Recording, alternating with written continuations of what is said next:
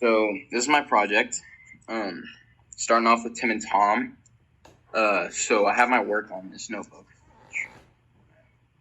You'll see on the Word document, but so basically, you plug it into this equation of compound interest, and so you take the $2,000 that they're investing of their bonus money, and 1 plus 0.09, which is 9% as a decimal, and over. It would be 1 since they're investing annually, so it's just 1.09, and then to the power of however many years. So obviously it'll go up, but after the 10 years of Tim depositing, he wants to go on vacation now, so he keeps his money in the bank though, and he still makes 9% of his previous balance. So I have that here too. So you just take the percentage by 9%, and then you add that number to the previous balance, or the balance of that 9%. So that compiles to, even though he's not investing. So even though he's not really putting any more money in, just having the money there is saving him money. And sorry, my laptop's better than I saw.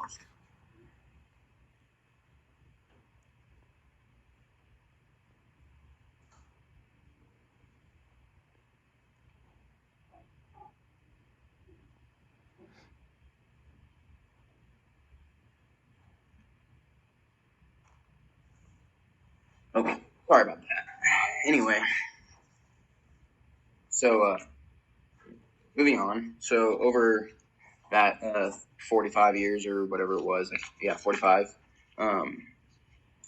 Tim had saved 622,178 cents.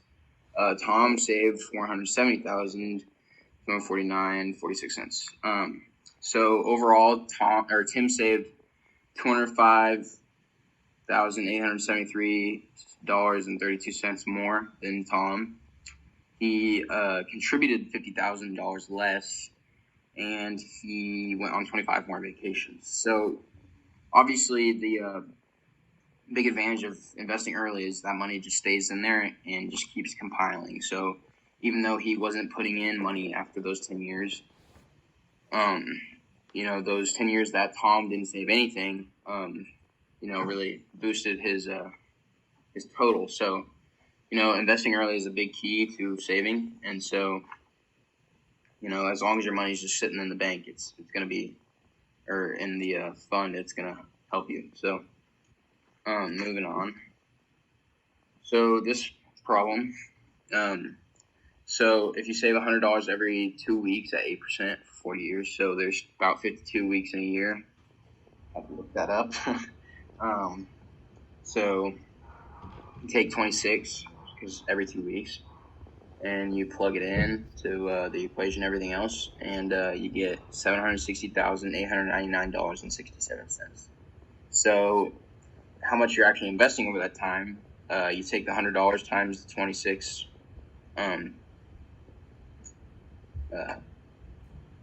times, you're it's compiling every year. That gives you $2,600, and then you take 2,600 times 40, and that's $104,000 that you've invested total. So you're making a lot of money still. So if your salary is $40,000 per year, you just divide that by 2,600, and that's taking out about 15.38%. So it's kind of a significant investment of your total, salary, but it definitely pays off. So payment on a loan. So the car is $28,000. You pay $2,000 up front.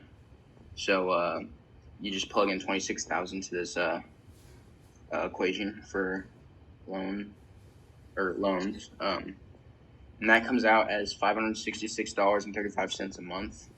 So if you take that times 48, which is 4 times 12, because it's monthly, so 4 years, 12 months in a year, so that number times 48, it comes out as $27,184.80, plus the $2,000 that you paid just up front, and that's $29,184.80 total. Life after college, step one. Next year I plan to go to Kansas State. So that'll be fun. But anyway, so it's roughly $25,314. Kind of just depends on scholarship money and financial aid and all that stuff. But right now, my parents have about $15,000 saved up for me, and I'll get $2,000 each semester for or I'll get $2,000 each semester for my GPA. So I'm an accounting major, so I want to be an accountant.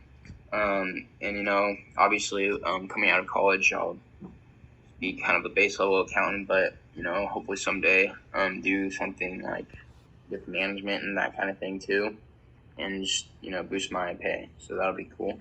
I plan to get my master's degree in accounting, and so I can get my CPA, which is a certified professional accountant. And that just kind of boosts your base pay coming out of college, so that'll be nice. But so from 2014, that was the most recent or job outlook thing I saw. The projected 10-year growth was 11%, which I think was a little bit above average, but I can't remember for sure. But yeah, anyway. So the median annual for this career, coming out with my master's in CPA, I'll be making about $60,000-ish in a year. So going over all these bills, so I kind of researched a little bit and asked my parents, and my family's kind of a big family, so I took what they said and kind of what the averages said, and just kind of found a middle ground that I felt would be something reasonable for me coming out of college. So electricity, natural gas, I had $225, gas $170, water, sewer, and trash $101, cable, satellite TV $90, internet $108, phone $155, food $165, auto insurance $36.50, renter's insurance $17, rent $752, and then I didn't have any other expenses or bills. So for the car, I chose a 2015 Dodge Charger SE. It's about $15,000. And for the house, I just found a house with 2 bedrooms, 2 baths, Topeka, Kansas. It's $144,500. And the MLS number was 216102. And I'll show you the printouts at the end. So, coming out, so starting with the college loan at K-State, it'll cost about $25,314 over 4 years. That's total cost about of $101,256 ish.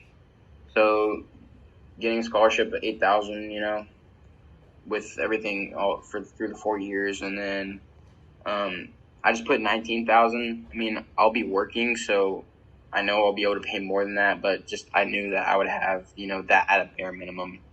So I just used that number for the sake of the project. So, for those 4 years, I'd have $74,256 in loans, which is insane. But, so I would take it out at 20 years at 3.2% APR. I just kind of found a middle ground of what the APR is I saw, and at a Core First Bank here in Topeka.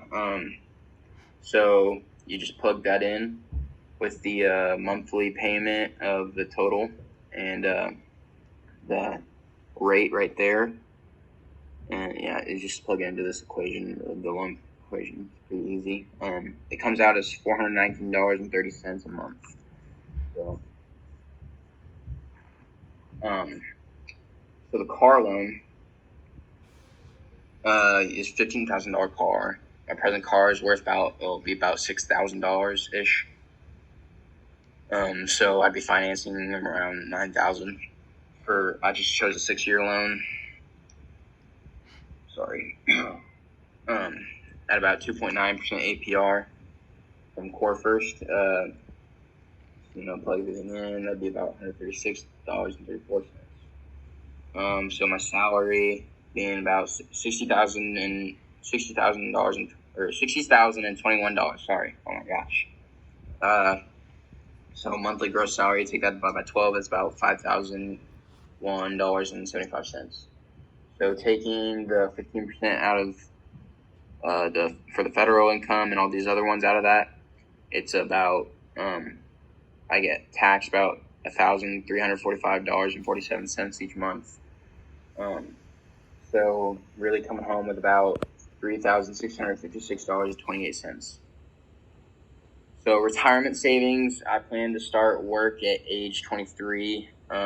Hopefully just, obviously finding a job can be tough coming out of college, but I want to just get right in my career right as soon as I get out.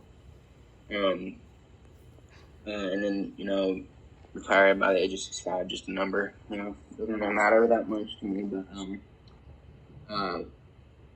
so I'll try to save about $500 per month in a mutual fund. So over 42 years, plugging everything in, that would be worth about $2,813,491.69. So if I live to be about 83, that's 18 more years after retirement. So take that divided by the 2 million, and that's about $156,305.09. Sorry, I'm really struggling with it for whatever reason. But anyway, about that much per year.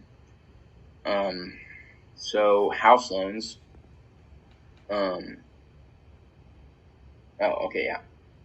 Purchasing a house in about 5 years. So coming out of college. Obviously, anyway. I don't even know what I was gonna say. Anyway, $144,500. I'll show you that at the end too. So about 20% of that is $28,900. So you take that, divide by 60, because 5 times 12. So saving monthly, I would need to start saving $481.67 starting now a month, which I feel like is pretty doable.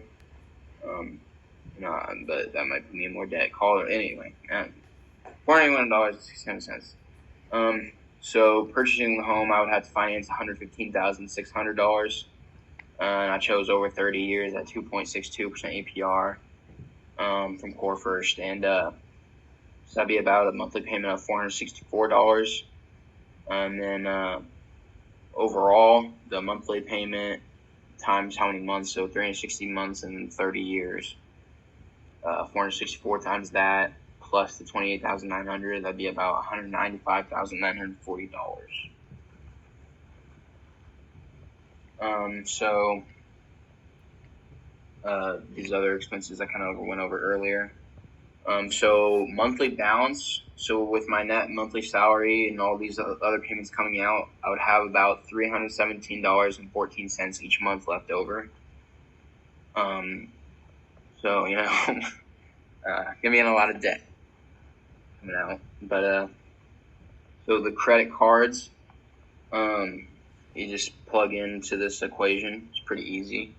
So you take the original number times 0.198, which is 19.8 as a decimal, over 12 for each time, and then you just take the principal and add it to that amount. And I know it says negative over here, but that's putting you more in debt, so it's just adding money to your balance. And since that payment is never going over the interest, it kind of just keeps building and building. So if you can't pay it off, you really shouldn't use credit cards. And then over here, making the $75 payment, it's going down. And same equation, but you're paying more. So that payment, the amount applied to your principal or the balance is just going down. So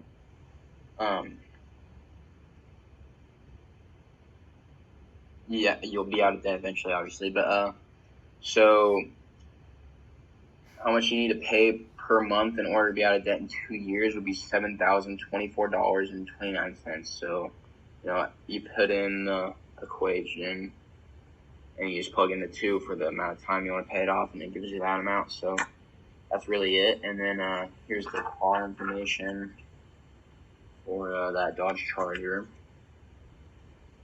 And this is kind of a dream car, which isn't really relevant to the project, but so there's that, and then the cost right there. So that's really everything. I hope I showed that well in the video. You can see okay, but anyway. Thank you for a great semester, Miss Hathcock, and see ya.